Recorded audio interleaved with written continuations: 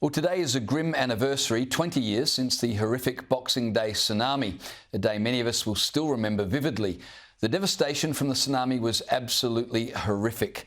More than 227,000 people killed, including 26 Australians. It's believed to have been the deadliest tsunami in human history. Joining me is journalist Charles Miranda, who travelled to Thailand in the aftermath of the tsunami. Charles, thanks for your time tonight. Take us back to when you visited the scene of the tsunami and just talk me through the devastation you saw firsthand. James, it was absolute. I mean, it was as far as the eye can see of devastation. I mean, you know, where there were once houses and shops and shop fronts and markets and all the rest of it was literally nothing.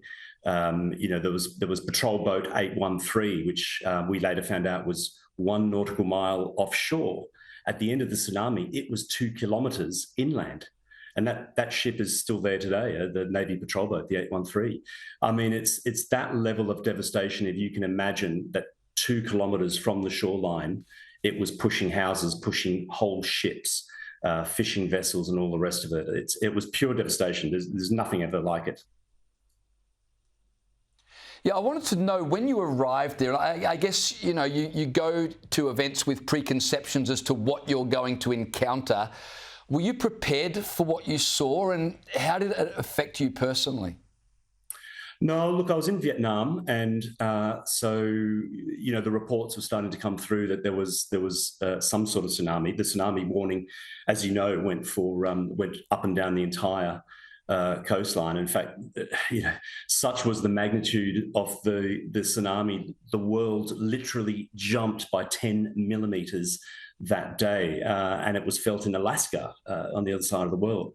And so the warnings went out all throughout the coastline of Vietnam, and obviously ground zero was down in Aceh in Indonesia and also Thailand. So I rang work and said, is this huge? It sounds pretty huge. And by that stage, reports were coming through. Yes, it's big. You know, you need to get there. I was on holidays, but they said, if you don't mind going down there and seeing what was there. Flying in, obviously, the airport was barely workable, but the airstrip was clear. Obviously, they had to clear it to start allowing for the C-130s and other humanitarian aid to come through. But again, the devastation was immense. And also the people. I mean, let's not forget, 250,000 people died.